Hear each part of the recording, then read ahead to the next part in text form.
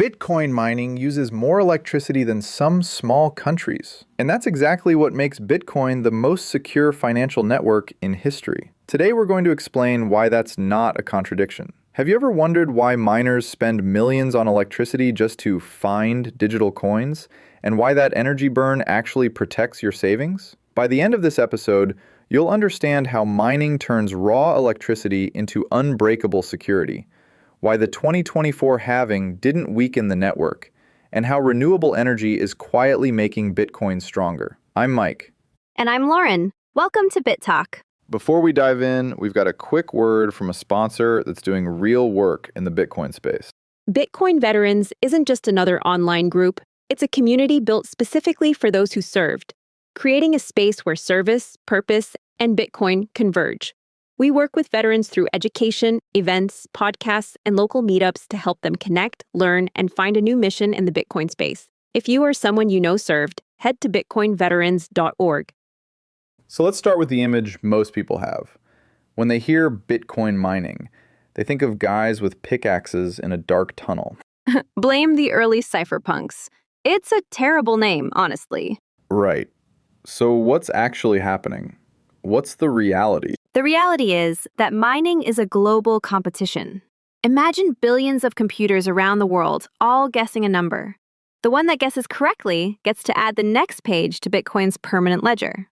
But the number is so hard that the only way to win is to burn enormous computing power, which means burning electricity. So it's like a combination lock. You have to turn the dial, guess the code, and the only way to hit it is sheer brute force. No shortcuts. Exactly. The puzzle is based on SHA-256 cryptography. There's no clever trick. You just have to try billions of guesses per second until you find the one that works. That guesser, that miner, then gets to add the next block of transactions to the chain and collects the reward. And that reward is how new Bitcoin enters circulation. Currently, it's 3.125 BTC per block, plus all the transaction fees in that block. And that reward gets cut in half every 210,000 blocks. That's the halving. It enforces a hard cap of 21 million Bitcoin. No central bank, no political decision, just math. So the energy isn't waste. It's the security budget, the price the network pays to make rewriting history economically impossible. It's the most expensive firewall in history, and it pays for itself. Okay, so we've established the basic mechanism, but what's happening right now? The 2024 halving happened over 2 years ago. Did it break mining? Did it make the network weaker? The data says exactly the opposite. As of mid-2026, the network hash rate is estimated between 850 and 930 exahashes per second. That's approaching 1 zettahash per second. That's a billion trillion hashes per second. Every second. Right, and mining difficulty is at an all-time high, around 134 to 139 trillion. That means the network has already adjusted the puzzle to compensate for all that added computing power. So if the reward is cut in half, why are miners piling in? Because the network is more valuable than ever. Cheap energy, better hardware, and the security premium. The market is signaling that securing Bitcoin is worth the investment. Inefficient miners drop out, efficient ones scale up. The network doesn't care. It just gets more secure. Okay, we've seen the hash rate numbers and the halving mechanics. But what does this actually mean for someone who holds Bitcoin or is just learning about sound money? How does any of this affect you? That's the pivotal question. And it leads us straight into the energy discussion. Let's talk about the criticism. People say Bitcoin mining uses too much electricity, that it's destroying the planet. And they miss the entire point. The high energy use is a feature, not a bug. Without it, the network would be trivial to attack. The electricity cost is what makes it economically impossible to rewrite history. So it's the cost that creates the trust. You can't cheat because you'd have to burn an insane amount of energy to do it. But where does that energy come from? Here's where it gets interesting. Miners are extremely price sensitive.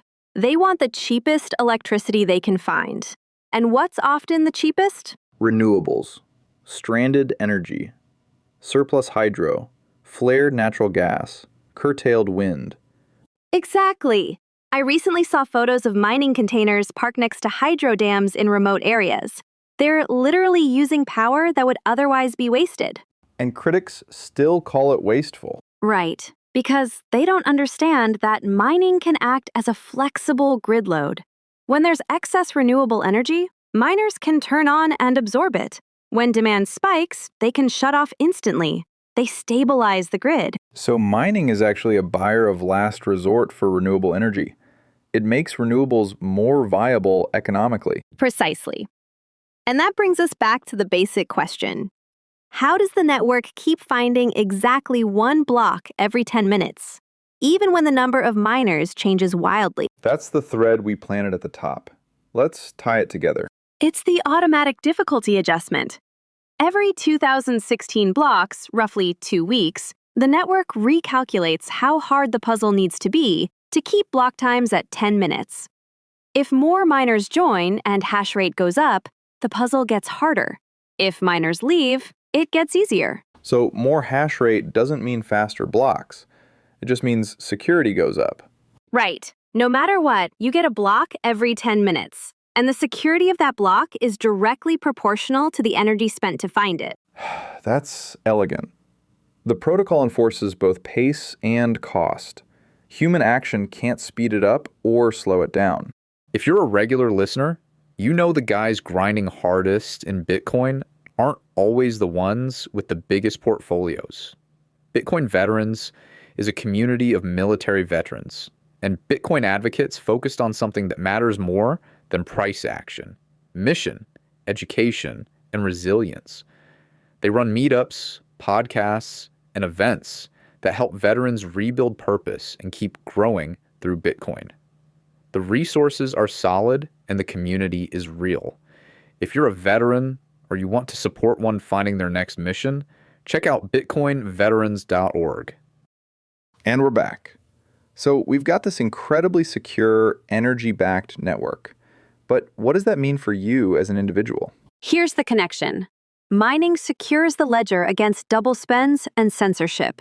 But it does not hold your coins. It does not sign for you. So you can have the most secure network in the world. But if someone else has your private keys, you don't own your Bitcoin. Exactly. The energy-backed security means you don't have to trust a bank. But you do have to trust yourself with your keys. That's the trade-off. The network provides the foundation. Self-custody provides the ownership. And that's the complete stack. Mining ensures the ledger can't be rewritten. Consensus rules enforce the supply cap. And self-custody ensures you are the sovereign over your own savings. So sound money isn't just about scarcity. It's about scarcity enforced by physical energy and transparent rules, not political promises. In fiat systems, the security of your savings depends on political decisions and central bank policy. In Bitcoin, it depends on math, code, and the physical reality of global energy expenditure. That's a powerful distinction. Now, let's talk about where we're headed. The approach to 1 zettahash is a landmark. It is. That's 1 billion trillion hashes per second. It represents a scale of decentralized, energy-backed security that no other system has ever achieved. And as block rewards continue to shrink, miners will increasingly rely on transaction fees. Is that a risk? It's a transition, but the protocol is designed for it. As the network becomes more valuable and more people transact, fees will naturally increase. The security model doesn't break, it just evolves. One last question. Is there any risk that mining becomes too centralized if only big players can afford it? It's a valid concern, but economics and geography have a way of dispersing things. The cheapest energy isn't all in one place. It's everywhere. Hydro in mountainous regions, solar in deserts, flared gas in oil fields. Mining follows cheap energy, and cheap energy is distributed. So the network remains secure regardless of who wins the block. Right. The difficulty adjustment ensures that, and the distributed nature of cheap energy ensures it too. So next time someone says Bitcoin mining is a waste of energy, You can explain it's actually the most expensive firewall in history. And it pays for itself in security. Let's wrap it up. We started with a contradiction: high energy use and high security. We've shown that the energy isn't waste, it's the security budget. The 2024 halving didn't weaken the network, it made it more resilient. Renewable energy is quietly making Bitcoin stronger. And if you hold your own keys, you're plugging into that entire system. If this helped you understand Bitcoin better, follow the show, leave a like, subscribe. It helps more people find this content and helps spread Bitcoin. Next time, we're going to answer the question that started it all. How does a decentralized network with no leader make any decisions at all? Don't miss that. Thanks for spending time with us on BitTalk. If this was useful, follow the show, leave a like, and subscribe. It helps more people find us and helps spread Bitcoin. Until next time, keep learning, keep questioning, and keep stacking knowledge.